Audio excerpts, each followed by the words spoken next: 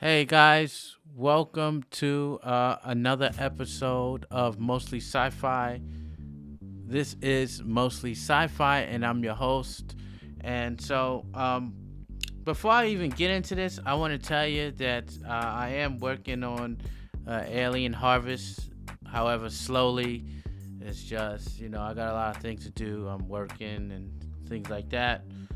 But it is getting done. I will have a chapter or two out this week, and also, last but not forgotten is Alien Revival Part 4, which I am working on. It's taking me like 2 months, and that's because this thing is like almost 15 minutes. This segment is almost 15 minutes long, and when I was doing the other segments, I didn't have like two jobs. So now I have two jobs, and so I have two jobs and I'm doing this. So it's kind of like it's a lot of work. And so, sometimes I got too many things going on at the same time. But I've just finished recording this today. Okay. And I'm going to start putting in the sound effects this week. And after I do that, I think it can be out by Thursday, because I also have to, like, after you record it, what I have to do is I have to put I have to match my voice with the pictures, with the comic book sales, right? So I have to match my voice with that. That takes like a couple of hours to do. Okay. And then I have to put in the sound effects. And then when I put in that, so it should be done. It should be done by Thursday, hopefully, because the sound effects is the biggest problem, because you got to put in the alien sounds and the screeches and all that, and it's hard to find these kind of sound effects. So I'm doing that, okay, and that's that.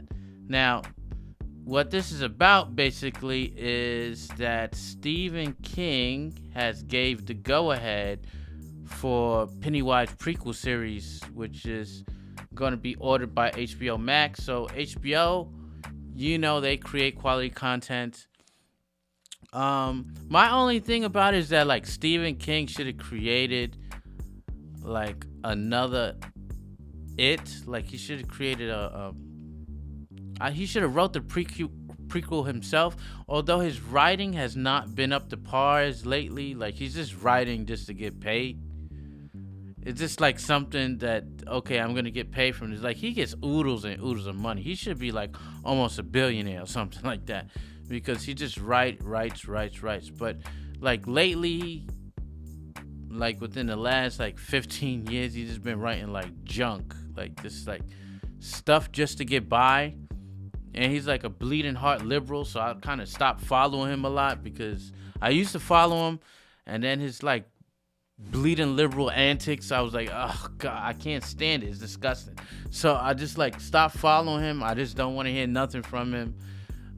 His latest stuff I don't even download. I used to buy all his books, now I don't, because it's just like, it's not that, like, just because he has these kind of politics. Like, I'm down with people who maybe they're left. I don't know what you want to call them, leftists, liberals, or something like that. I don't mind you being a liberal, but like, when you start spewing that stuff on TikTok and it's just ridiculous, like Trump is a horrible person and all this other crap, and I like Trump. I love him. So, you know how much I get attacked because I say I love the guy, because I do, because I remember who he was before he became president and how everybody thought of him. And then when he started to run for president, totally everybody changed all of a sudden, and we all forgot who he was before he became president, right? So I'm one of those guys that I remember who he was before he became president, who the media said he was, right? And then they suddenly flipped on him and changed. So, when you got guys like, Stephen King just peddling this crap, like, I'm just like, I don't want to hear it. But he hasn't wrote anything that I'm interested in for a while. I'm kind of listening to Fairy Tale, like on and off. And he has 2 since, I think, since Fairy Tale. Like, he just writes a book a year, like crazy. I liked him when he was writing short stories, like Everything's Eventual. I think that was his last like short story anthology, or I could be wrong. I think it's Everything's Eventual, or it could be something else. And so I like his short story anthologies, which he hasn't came out with, whatever. Despite what I think of him as a person, like, I just think he's an asshole. Okay. If he does come out with another short stories, I will grudgingly buy it, because he is just one of the best short storytellers of all time. Like, you can't beat him. Okay, it's hard to beat him. And so I will buy that. But his long books, they suck. Like, they're just, most of them like garbage. Like, I tried to get through half of them, and I just can't get through it. These long expositions, these long freaking narratives. It's just ridiculous. So it's just a lot of these kind of, like, even in short stories now these days, like, when he writes, it's like oodles and oodles of just talking about bullshit. Like, get to the point. You know what I mean? Like, I want to be entertained, right? And so he's not doing that. But he still gets still got a lot of loyal customers. You know, you still got a lot of loyal people who believe in him. I'm kind of starting to hate him. But again, like what I said before, like, you are a hero long enough to be a victim or something. They say something like that. You're like, you only live long enough to be a villain, right? And so you can be a hero for so long, and then you become a villain or whatever. So that's how I think about Stephen King. Like, he used to be like someone I just looked up to. I used to look up to this guy, want to be like him, and you know, I'm a writer myself, and yeah, that was like 15, 20 years ago. 15 years ago, I want to be like him. Now I'm just like, these few years, he kind of disgusts me.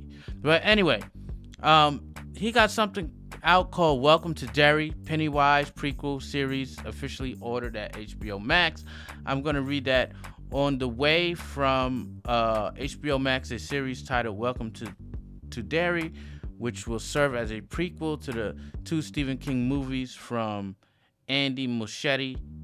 And this afternoon, that the project has now officially been given a straight-to-order series.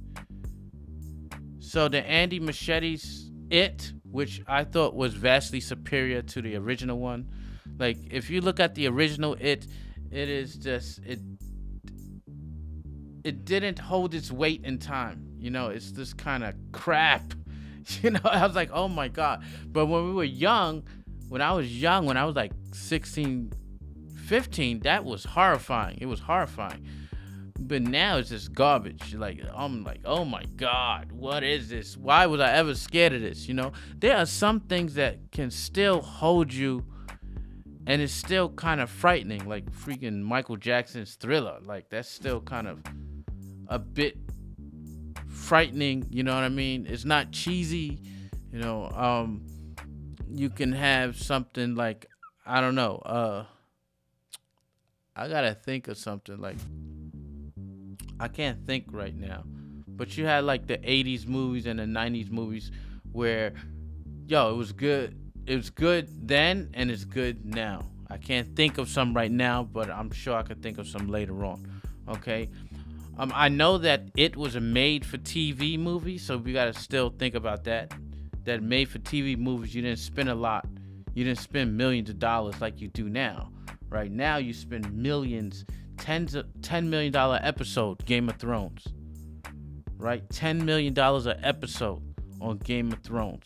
On The Witcher, like $10 million an episode. That's what they do now. Back then, it wasn't even a tenth of that. It's like probably for the made-for-TV movie, it's not a lot of money probably $100,000 for the first part, and a couple of million for the first part, and a couple of million for the second part, if even that, right? But the movie theater version of the 2017 version, I think it's 2000. Did it come out 2017 or 2000? I think it came out 2018. And then the next one came out in 2019 or 20, and that one was really good. Like, the first part was really good. Part 1 was really good, and then part 2 was kind of like people was like it was okay, but the first part was really, really good. The second part was like kind of you know what I mean? But that was also like that with the original one. Like, the first part was really good, and then the second part was like, they still didn't get the ritual of Chud right. If you read the book, you can understand like the ritual of Chud, and what's that kid? Like, Bill. Bill has a lot of roles, man. Like, he wasn't only in it. He was also in The Gunslinger. If you go through all of Stephen King's novels, like, I think Gunslinger got like 8 novels or something. Bill, he like arrives, or he's somewhere in that story. Like, he's somewhere, I think he's like riding on a train or something like that. But it's a big thing, okay? Bill is just not just some regular random guy who's in and out. Like, Stephen King uses him sometimes. And Pennywise also appears in some of Stephen King's other novels. Now, I would not say that it was the best Stephen King novel. In my opinion, I believe that Eyes of the Dragon was the best Stephen King novel that I've ever listened to or read. Eyes of the Dragon was like really good. If you never read or listened to Eyes of the Dragon, I don't know why they're not making a movie out of it, but to me, that's his greatest book. And I would say that one, and then maybe Carrie. No, not Carrie. The one with the car. What's the one with the car, man? Christine, yeah. So Christine was like, to me, that's his second best one.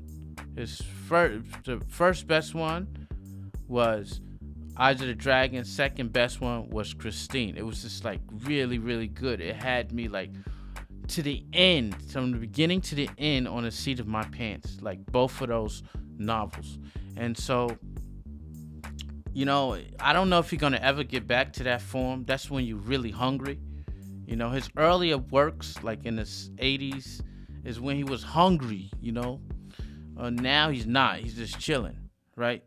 So, Andy Muschietti and Barbara Muschietti and Jason Fuchs are on board the Pennywise prequel project from Warner Brothers Television. Andy Muschietti will direct multiple episodes of the series, including the first episode. Well, that's good.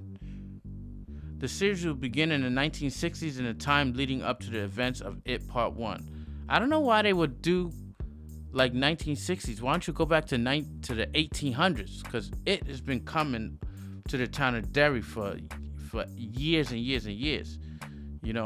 But okay. The 1917 film, based on the Stephen King horror novel, the story is also said to include the origin story of Pennywise the Clown. Okay. Jason Fuchs, Wonder Woman, Ice Age, blah, blah, blah. And will serve as co-showrunners for the prequel series.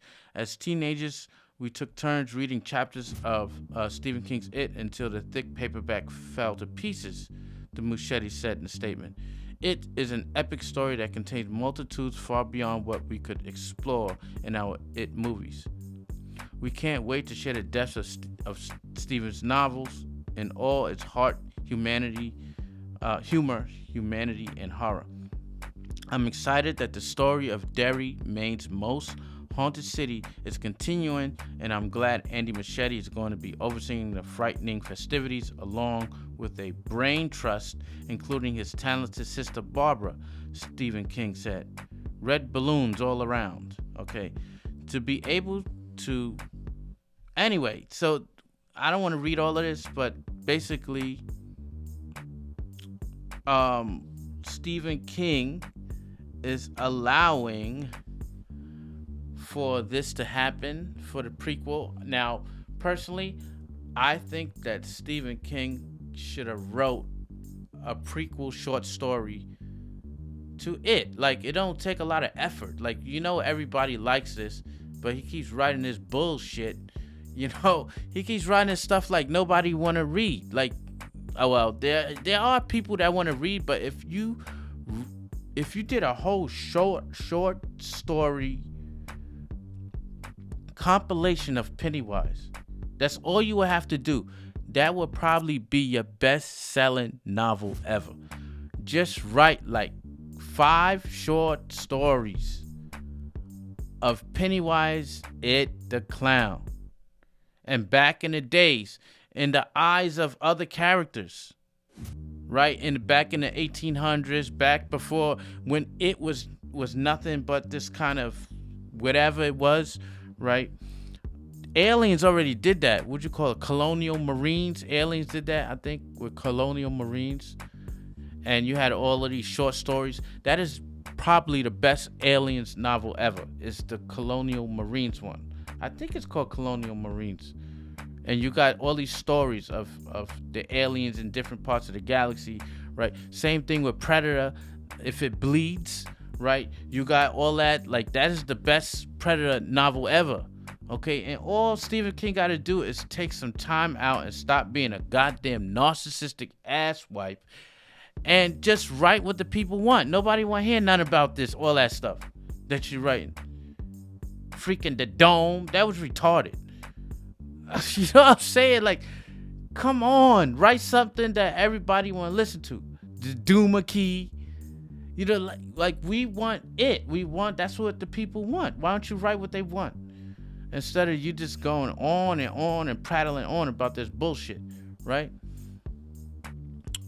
His son is a good writer too. Nosferatu, that was good. Nosferatu.